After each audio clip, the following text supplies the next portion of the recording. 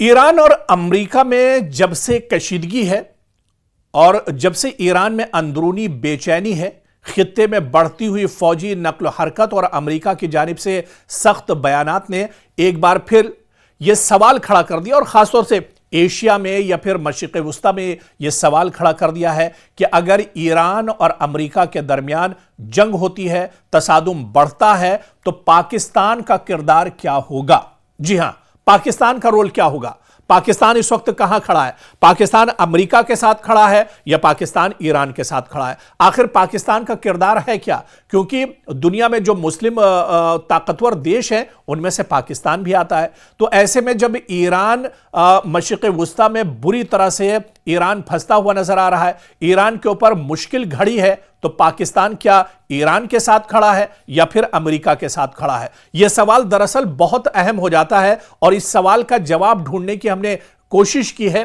पिछले दिनों दरअसल सोशल मीडिया पर जो एक खबर आई थी कि जो कतर में अमेरिका का एयरबेस था, अल उदैद एयरबेस, जो मशरिक़ वुस्ता में अमेरिका का सबसे बड़ा एयरबेस माना जाता है, जहां पर तकरीबन हर वक्त अमेरिका के 10,000 सिक्योरिटी फोर्सेस के जो जवान हैं वहां पर मौजूद रहते हैं। अमेरिका के जो तैयारे हैं, लड़ाका तैयारे हैं, वो वहां पर एक तरह से मौजूद रहते हैं। अमेरिका का पूरा डिफेंस सिस्टम इस एयरबेस पर मौजूद रहता है। जैसे ही ईरान के supreme leader Ayatollah Ali Khamenei ने यह कहा कि अमेरिका कोई नापाक हरकत अगर ईरान के खिलाफ करता है तो फिर उनके निशाने पर कतर का अल उदैद एयरबेस, अमेरिका का एयरबेस उनके निशाने पर है।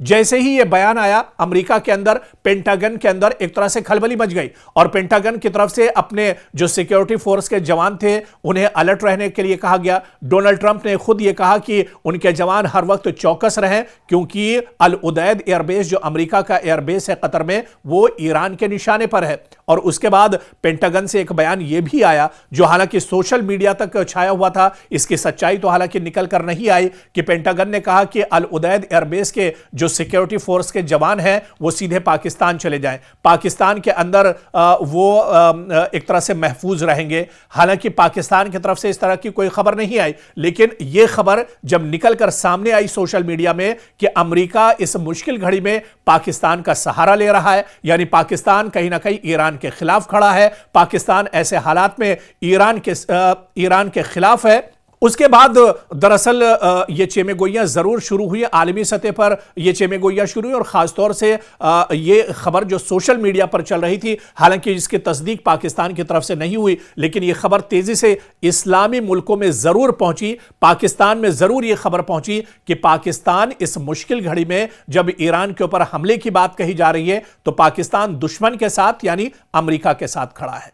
तो क्या यह सच्चाई है या फिर पाकिस्तान आज अमेरिका के साथ वाकई में इस लड़ाई में खड़ा है, वो ईरान के साथ नहीं है? या क्या पाकिस्तान अमेरिका का इस जंग में साथ दे रहा है या फिर पाकिस्तान एक मुख्तलिफ रास्ता इख्तियार कर रहा है इस लड़ाई में? दरअसल इसे समझना बहुत अहम है, क्योंकि यह एक हसास मगर निहायत अहम सवाल है और इसका जवाब हां या नहीं में नहीं दिया जा सकता है, क्योंकि पाकिस्तान की खारजा पॉलिसी भी समझनी होगी। पाकिस्तान की खारजा पॉलिसी की बुनियाद की अगर बात की जाए तो पाकिस्तान की खारजा पॉलिसी की बुनियाद 3 अहम उसूलों पर है: कौमी मफाद यानी नेशनल इंटरेस्ट पर, इलाकाई इस्तेहकाम, स्ट्रेटेजिक तवाजुन यानी जो बैलेंस है उस पर।